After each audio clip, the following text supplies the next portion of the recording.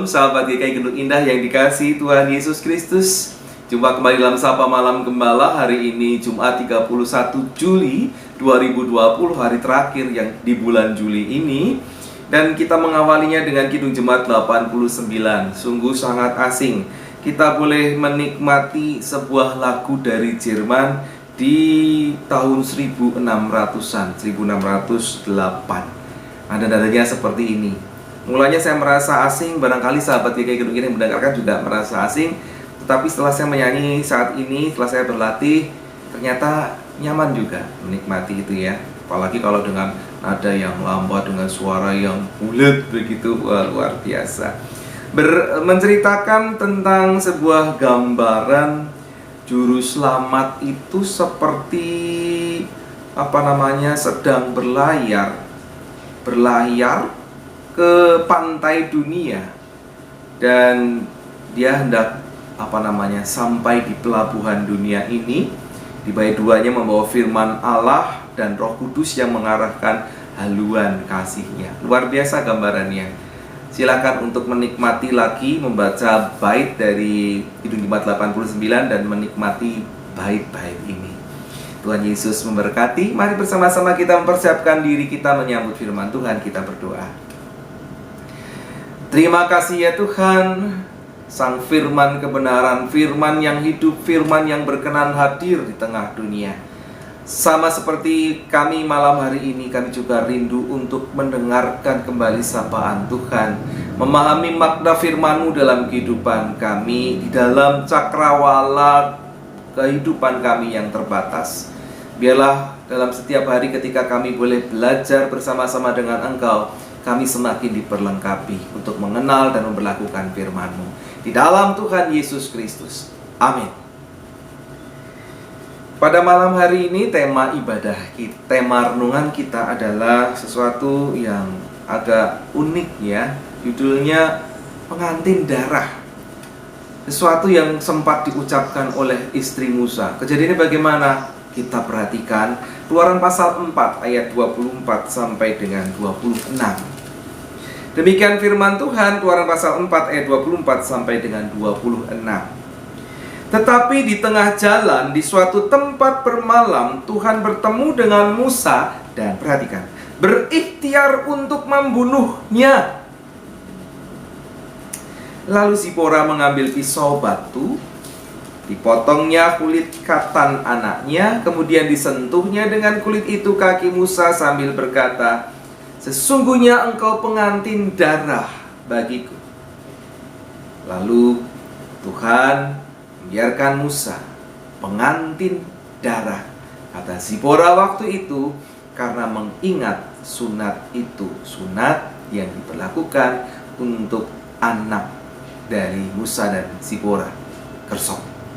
Ya, demikian firman Tuhan. Yang berbahagialah mereka yang setia mendengarkan firman Tuhan dan yang memeliharanya di dalam kehidupan hari lepas hari. Haleluya. Pengantin darah, ngeri ya. Sahabat GKI Gendut Indah yang dikasihi Tuhan, barangkali sulit kita memahami ya, kenapa Tuhan sampai, saya stop tadi, berikhtiar membunuh Musa. Bukankah Musa ditunjuk untuk menjadi alatnya Tuhan membebaskan bangsa Israel dari penjajahan Mesir, penindasan Mesir? Ini mau membunuh di tengah jalan. Ada apa?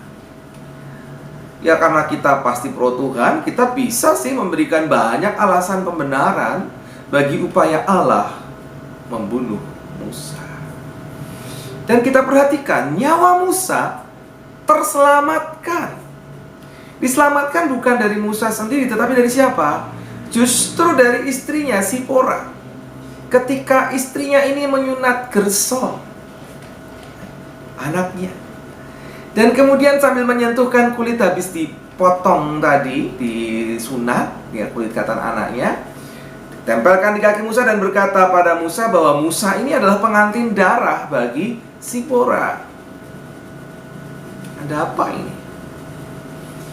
Ternyata, sahabat GKI Gendut Indah, konteksnya adalah sunat. Kita tahu Musa sebagai keturunan Abraham dia pasti disunatlah. Dan seharusnya dia memahami bahwa pentingnya sunat sebagai sebuah tanda perjanjian bagi seluruh anggota keluarganya laki-laki, karena mereka terhisap pada perjanjiannya Abraham. Namun kenyataannya ketika Sipora itu menyunat Gersom, berarti kan Gersom belum disunat. Kenyataannya Gersom anak Musa itu belum disunat. Sampai sejauh itu, selama itu belum disunat. Dan ini menandakan bahwa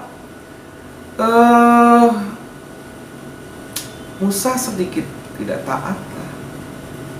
Musa tidak taat pada perjanjian dengan Tuhan.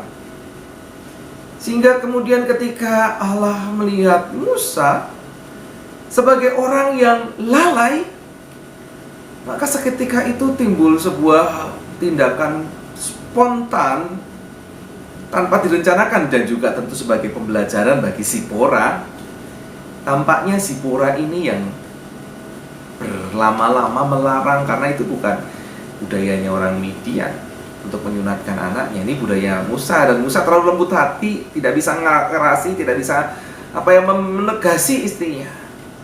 Jadi Musa pada waktu itu lalai, dan sehingga Musa dianggap tidak layak untuk menjadi utusan Tuhan. Sejauh ini ternyata Musa orang yang gak layak, melalaikan hal yang sepele, hal yang kecil. Dengan istrinya, dia terlalu lemah, tidak mengizinkan, yang istrinya tidak mengizinkan anaknya disunat, dia dituruti, padahal itu satu bagian yang penting, memperkenalkan Allah kepada keluarganya, kepada anaknya, tetapi tidak dilakukan. Bagaimana dia bisa memperkenalkan kepada bangsanya sendiri kalau dia tidak bisa memperkenalkan kepada keluarganya? Sehingga ketika Sipora mengambil inisiatif melindungi suaminya dari ancaman pembunuhan Allah itu, percakapannya tidak ada, tetapi Sipora ngerti ini masalahnya, sehingga karena dia yang memperlambat, dia menghalang-halangi, maka dia mengambil pisau dan dia sendiri yang menyunat anaknya, meskipun dia tidak tegel, tapi dia lakukan. Nah, dia katakan ini pengantin darah, sesuatu yang memberikan kehidupan, dan Sipora mau memberikan terikat dalam kehidupan bersama dengan Musa. Sehingga Allah kemudian memperhatikan apa yang dikerjakan oleh Sipora. Ya, keluarga ini akhirnya memiliki ketaatan karena Sipora sendiri mau menunjukkan ketaatan kepada Allah. Ya, pengantin darah katanya diingatkan dengan sunat tadi, karena Gersom yang disunat itu berdarah. Pesannya apa sih? Pesannya sederhana, Ibu, Bapak, Saudara, sahabat GKI Genuk Indah. Taatilah dengan sungguh-sungguh Tuhan Allahmu. Lakukanlah bahkan hal-hal yang kecil. Jangan sepelekan hal-hal yang kecil, yang kau anggap kecil, karena Tuhan sangat menghargai hal yang kecil. Taatilah dengan sungguh-sungguh. Bahkan kalau bisa, belajarlah taat dengan sempurna. Dan kita sama-sama selama di dunia ini belajar untuk melakukannya. Percayalah, Tuhan memampukan saudara dan saya. Amin. Mari kita berdoa. Kami bersyukur ya Tuhan untuk firman-Mu, mengingatkan kami betapa pentingnya memiliki ketaatan. Bahkan seorang hamba Tuhan yang luar biasa bisa saja hendak dibunuh Tuhan ketika Tuhan mengetahui ada sedikit ketidaktaatan. Dan itu perlu kerjasama yang baik di tengah keluarga. Secara pribadi, mampukanlah hamba-Mu memiliki keluarga yang sama-sama mendukung dalam ketaatan. Demikian juga keluarga-keluarga sahabat GKI Genuk Indah, baik jemaat maupun simpatisannya. Terima kasih. Tolong kami di dalam Tuhan Yesus Kristus. Amin. Mari bersama-sama kita mengakhiri Sapa Malam Gembala hari ini. Kita menyanyikan Kidung Jemaat 89, bait yang kelima dan yang keenam.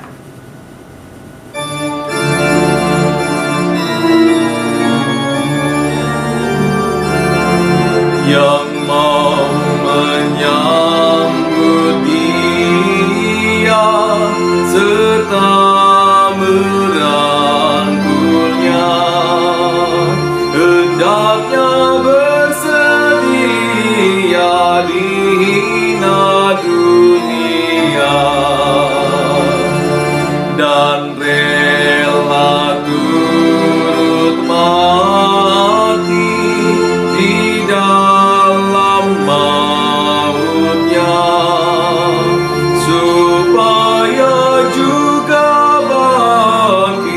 dan hidup selamanya.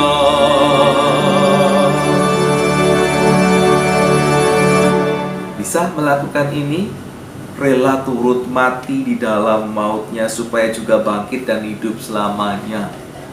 Tuhan menolong saudara dan saya untuk membuktikan kesetiaan kita kepada Tuhan. Amin. Sampai jumpa kembali di esok hari, di hari Sabtu awal bulan Agustus. Tuhan Yesus memberkati. Amin.